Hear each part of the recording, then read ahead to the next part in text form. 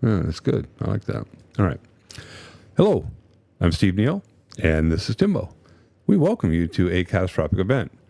Today, we conclude our interview with David Wilson on foraging and herbal medicine by covering the dandelion, stinging nettle, Douglas fir, and pineapple weed. With the growing threats to our food and medical supplies and other insecurities due to war, pandemics, natural disasters, civil unrest, and other causes, we need to move beyond resilient food, medical, financial, and energy systems and create sovereign ones. No matter where you are on the road to self-sufficiency, we believe that by learning new skills and incorporating that knowledge into our daily lives, we can improve our ability to survive a disaster and help those around us.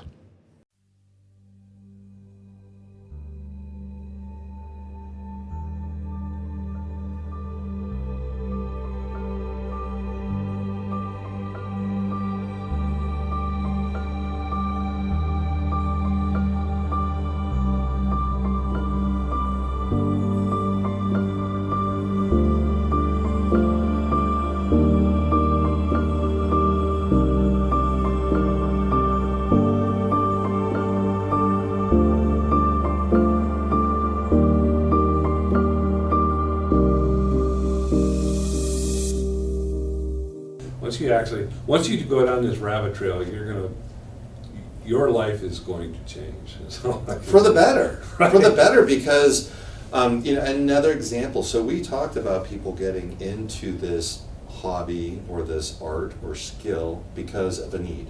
Mm-hmm. You have a medical need, you researched it, you're now actively incorporating that into your medical decisions and care. There are going to be other people that are just simply wanting to add to their garden. Right. Okay, they're like, oh, this is a beautiful flower. I'd like to have it in there. Or, it's over here on my property. I'm just going to transplant it and put it here. I wonder what it's going to do for me. So just doing some basic research. Continuing on that line with the prices of things going up and, water scarcity, xeriscaping. But it's only 3%, we're told. Come on. Yeah. So xeriscaping, you've heard of xeriscaping. Mm-hmm. Okay, so a lot of people are going to consider xeriscaping something where it's just rock on your property. That's not entirely true. Xeriscaping incorporates native wildflowers and weeds. So all of these I'm talking about, you can xeriscape, throw the seeds all over the property, and you don't have to turn on your water once during the year. Right. And they'll grow. And they will provide for you. Right. Yeah. That's the beauty of it. Yeah. So you could put rocks out if you want. You could have some raised beds or little cute planter things and have some mullein and yarrow and plantain and you whatever you want grown in there. Yeah, you don't have to have additional, supplemental watering. Yeah. So it's a win-win deal. Yeah, think of the amount of water that people use just to keep a lawn green. It's insane. Yeah. Now, I was a kid once, and I loved playing on lawns. They're a lot of fun. Yet, if a person doesn't have kids, does it make any sense to have this huge lawn that has to be watered all the time? You got to go weed it. You got to go get the dog poop off. And then you got to mow it, and where do you put all the clippings and all that? Right. It's maintenance, and it's just for aesthetics. Right. Well, Mother Nature can be just as beautiful, if not more beautiful, than a monoculture of some Kentucky bluegrass. Right. And if you care about butterflies, if you care about moths or whatever, because we're basically wiping everything out. Insects are, I think it's like 80%. There's 80% fewer insects in our world today than there was just a couple of decades ago. Yeah. Well, we can thank pesticides for that, and we Cars. can thank, right? Look at the front of every car. And for instance, the biggest example is the monarch butterfly. Well, their path, where they go from Mexico up to Canada and back, covers the Great Plains. Well, what have they done in the Great Plains? They've eliminated milkweed, which is their main food. Yeah, and it's their only food. Right. They have thousands of miles of wheat, oats, corn, and herbicides and pesticides to deal with. And so they've taken out all the milkweed and they put in things they can't touch. Yeah. And we wonder why there aren't any monarchs in it. We should live with nature, not try to control it. Well, I think every time we try and control Mother Nature, she wins. You know, look at all the cities built in floodplains and, you know, all the other things, earthquake zones, tornado alley, hurricane areas. It doesn't matter. You build whatever you want there. Oh, that's too bad. It got blown away again. Right. Yeah. Yeah, I guarantee you. You were surprised the second time? Right. All right. Let's climb out of that rabbit hole. That was fun.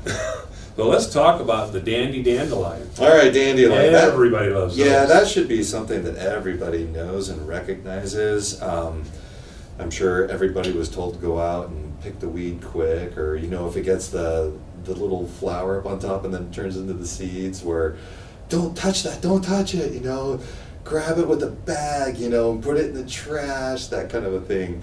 And so, like I said earlier, I'll have my kids go out there and just, you know, blow it as far as you can, run around with multiple in your hands, and you guys are fairies and you're spreading love all over. Because it's such a basic and wonderful plant. Again, pollinators love it. Honeybees, bumblebees, bees. Yeah, I don't have cattle, but... Yeah, they love it. I mean, that's actually why dandelions were brought over. Oh, really? Yeah. So it's not native to the Americas? No, it's brought over by England. That's why it's such a prolific weed, because there's no natural predators to it. Nice, except for my family. And our rabbits. Oh my gosh, our rabbits love it. But yeah, so you can use the flower, you can use the stalk, you can use the leaves, you can use the root. It's high in vitamin A, C, and K. It's got folate, B vitamins. It's got iron, calcium, magnesium, and potassium. I mean, it is everywhere. Right. It's everywhere. Just make sure you're not picking something like you had brought up that's been sprayed. Right. Usually they die within a day, but still residual stuff from, you know, overspraying from the neighbors. Just know where you're getting your food from. If it's out in the middle of the woods or next to a marsh or something like that, you're probably fine. Right. Or don't spray your own lawn and have them in your own lawn. Mm-hmm. I mean, I don't spray my yard with pesticides at all. And so I actually do harvest the dandelions. And I you know, it's not like I have tons of them, but I do take them and use them. Yeah. And they're free. Yeah. Oh, and it has a really nice, so when the leaves are a good solid green, kind of a darker green color, not full size, maybe medium size, they have a nice slightly bitter flavor to them, which is really nice. The mix I was talking to you about earlier that we make for our greens, we have arugula in it, which is semi-spicy. And so start adding, when there's bitterness with spiciness, with a hint of sweet, you know, from the flowers, you know, it's like a party on our tongue, because we have the four primary tastes, you know, there's, what is it, bitter, salt, sweet, and sour, or something like that. Right. The more that we can stimulate at once, the more our brain, like, starts shooting off, like, this is amazing. And so simple stuff like that. And it's also really healthy for us. And I made a wine with it. And that one I did with 4 pounds of sugar and 4 pounds of honey. So it was a hybrid mead honey mix. And I used, I think it was 2-gallon Ziploc bags of just the flower heads. I had the kids go out and collect a bag each. And so all they did is they just popped the flower heads off. And so what I did is I threw all the flower heads into about 2 gallons of water, brought that up to a boil, not too long, maybe 5 to 10 minutes, mostly to sterilize, you know, the must. Also, there's going to be bugs and stuff in there, kill them, whatever, and to start breaking down the sugars, the natural sugars. Then I added the 4 pounds of sugar, 4 pounds of honey, let that dissolve, stir it up, put the lid on, let that cool down overnight, put it into a carboy, add a little more water to it, add the yeast, put an airlock on it, and let it do its thing. Wow. That simple. And that would be a great podcast for us to do. Yeah, Teaching that'd be people how to fun. make beer, wine, and mead. It's good stuff. Coming soon. Yeah. Okay, so now we have stinging nettle. I have Yes. personal physical experience with stinging nettles, and boy, oh boy, it is not fun. Did you But I know it as, I use it as a supplement, Okay.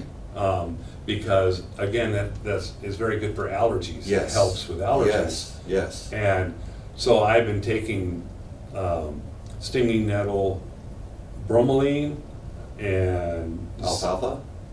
it's The common one I've heard of is stinging nettle with alfalfa. We don't use alfalfa, we just do the stinging nettle, but yeah, same thing. and it has helped my allergies significantly. Again, you know, I look for everything to help my allergies, and you know, by putting all these different things together, the net effect is much stronger. Yeah. Like you said, synergy. Yes. By putting these together. Force multiplier. Right. Yeah. Yeah. So it's funny you brought that up about personal experience with it. I think we've all gone down to the creek and come back Yep. crying and itching. Okay, first off, to be able to, if you're down at the creek or the stream or wherever and there's stinging nettle, when the kids is playing in it and they start crying, you can see the rash developing. Just get a handful of mud. Put the mud on it, apply it. The cool will help with the pain, but then the mud will also extract it out, and the drier the mud gets, it will act almost like concrete around the little needles, so that it'll help pull them out. Right. Okay. Okay. Because that's exactly what they are, little needles that went Yeah. into your skin. Yeah, But so how do you harvest it? How do you deal with something with that- gloves. Okay. I do use gloves. I actually just harvested some just a few days ago, and we use it primarily for the, apologize for that. Okay, so, yeah, for allergies. Mary Esther has a lot of allergies in the spring and the summertime, especially when cottonwood's coming out, and then also alder and let's see, what was the other one that was bothering her? Those are the two main ones. So yeah, she'll just take 2 of the stinging nettles in the morning. You can make tea with it. I'm assuming that's how you do it. You like teas? No, I take capsules with those. I just buy those. Oh, okay. But yeah, and they help significantly. Yeah, yeah. I mean, she won't touch anything else. And Nothing off the store shelf. and just as a kicker, they also help with colds. Yeah, I mean, that stuff is because it's loaded with vitamin C as well. Right, it's amazing. Again, the overlap Right. that, taking it for, the allergies, but at the same time, an immune booster for the system is wonderful. Okay, so going back to when you had said that you would have interactions, and we all have, did you know that for arthritis, they recommend putting the stinging nettle needles onto the arthritis spot? Really, Yeah. I did not know that. Somebody would have to do a deep dive into that. I had heard that a while ago. I heard that they actually used to whip people where they had arthritis to really embed the needles in there. Dr. Berg is somebody that my wife likes to listen to. He has a lot of homeopathic stuff, talks about digestion, blood sugars, all that kind of stuff. He even talked about it, so. Well, I'm sure that There's got to be something right. behind I'm sure it. there's some chemical in there that actually interacts with the arthritis. And Yeah. because arthritis is inflammation, It is. and so. But it seems counterintuitive that you're sending in these little needle missiles into that area that's inflamed. But it actually, it kind of makes sense, because what do you do when when you get a medicine? Well, oftentimes it's an injectable. So you're getting that, you're using a needle to push it in. Well, that's what you're doing with that stinging nettle. You're using those needles to push that medicine, that chemical into wherever you need it. Because that's where it is the joints.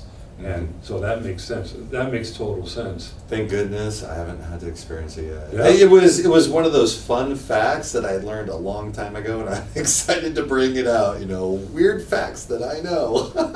People used to whip arthritis with stinging nettle, and maybe they'll start doing it all over again because it's a lost art or something like that. Now that we've digressed again, let's talk about Douglas fir. Okay, so Doug fir is a very common tree around here.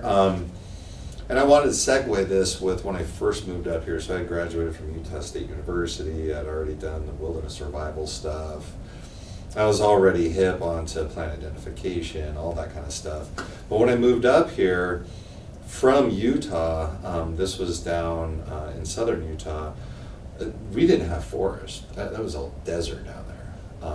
There's juniper cedar and pinyon pine. They might get 15 feet tall, maybe, after 60 years of growing.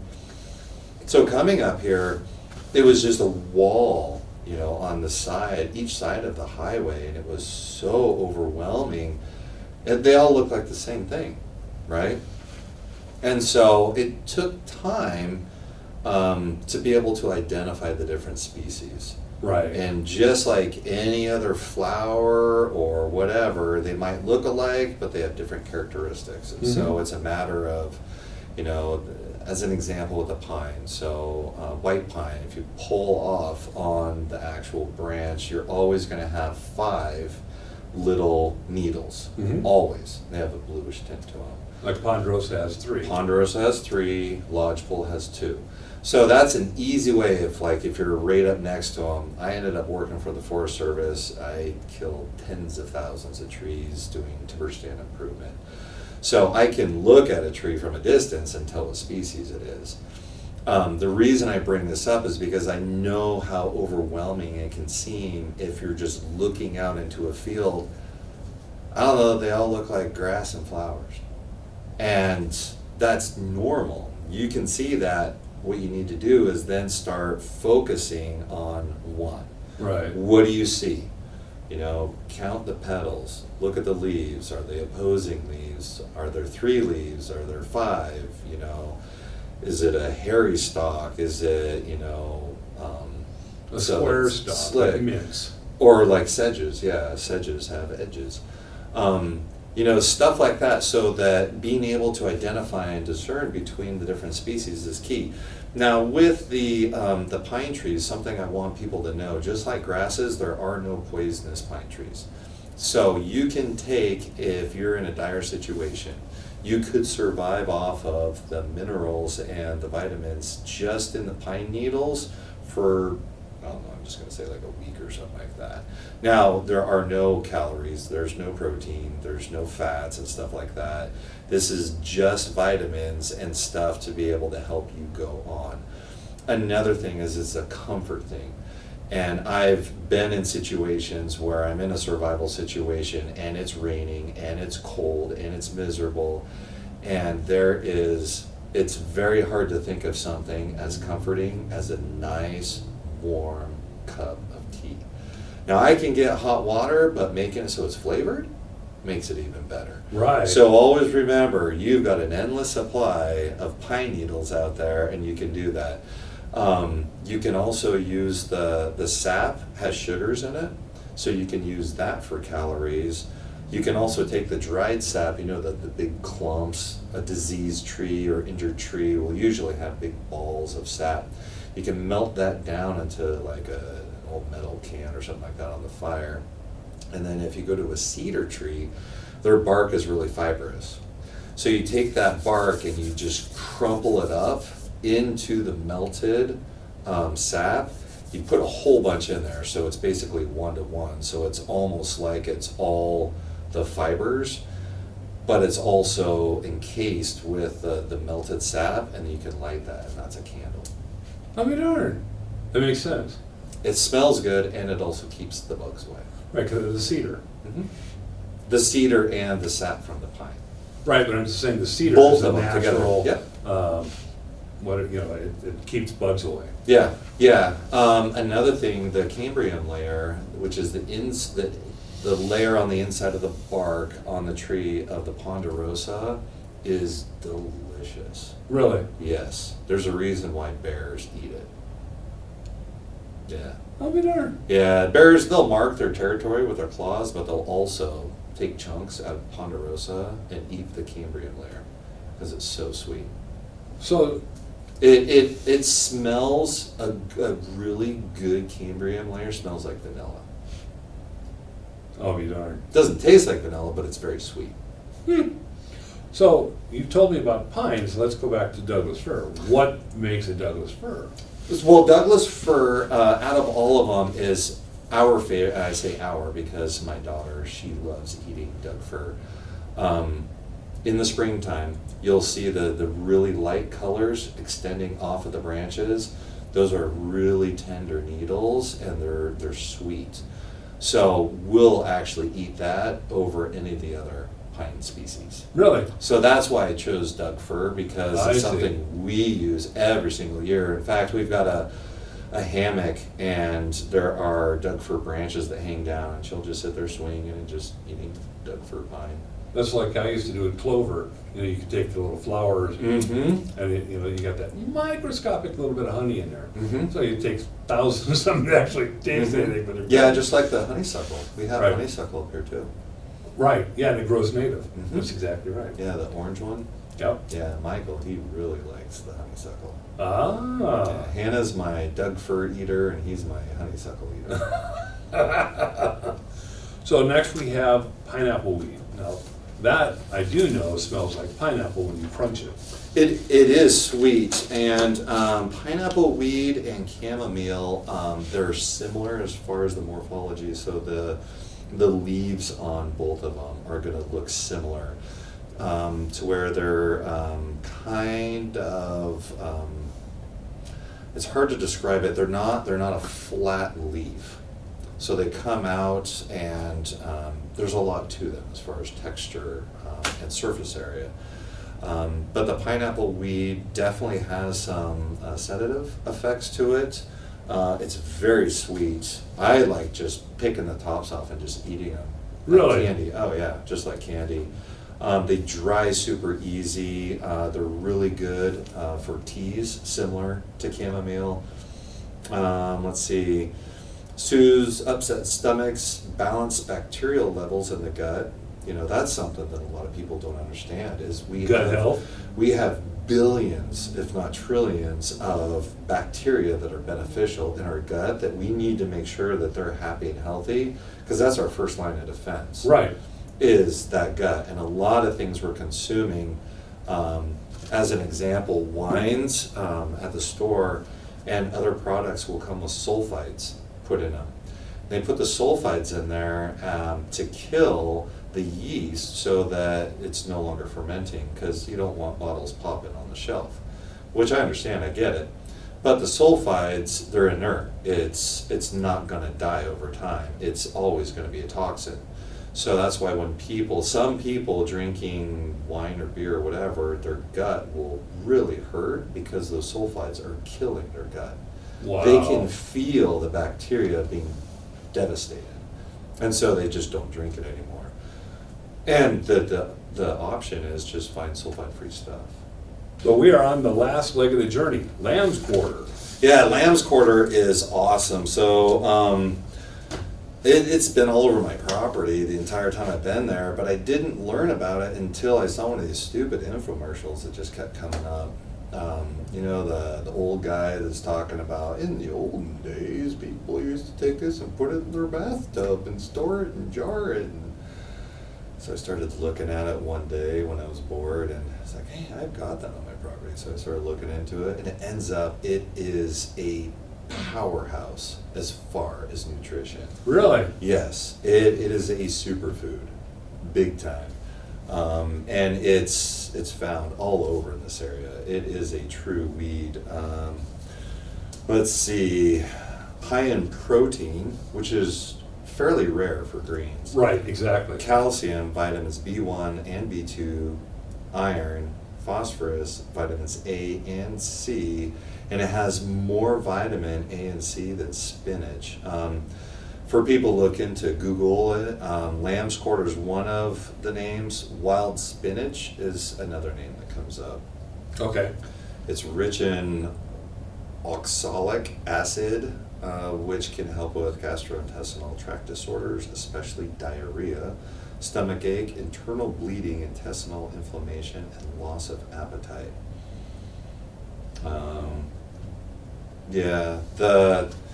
It's delicious. Again, can put it in with salads. Can make something warm like you would with spinach. Cook it exactly the same, and it's everywhere. And so it's definitely one that if you were in a situation where you had to really consider caloric intake, and you found a patch of that, because it always grows in big patches, that would be a game changer. When we're talking about stuff, I don't get the feeling that either of us is trying to dwell on it and, oh, this would be so awesome. In fact, it's quite the opposite. It's horrific and tragic. Yet the silver lining is that if we do take a little time to prepare, what's the saying? An ounce of prevention is worth a pound of cure. Right. And this is just one tiny aspect of survival is food. You got your water, you got your shelter, and you got defense, and you got the medicines, and a whole bunch of other things that make it so that life is good for us. Right. And on that note, I'm going to go ahead, we'll wind on down. Thank you very much, David, for being here. Yeah. For being my guest. Yeah. And I hope that you guys learned as much as I did. I learned a lot. I had a great time. I hope you did. And I look forward to seeing you again on a catastrophic event. Have a great day. Take care. Thank you for watching the final installment of my interview with David Wilson on foraging and natural medicine. I cannot express strongly enough how important it is for us to actively move towards becoming more self-reliant. Every day there are outages, breaches, breakdowns, shortages, new outbreaks, and threats to every area of our life. At some point, they will affect us all. So it is time to understand that hope is not an action plan, and today is the best day to begin one. Thank you for watching, and we look forward to seeing you all again very soon. Please like, subscribe, and share these videos. Time is of the essence.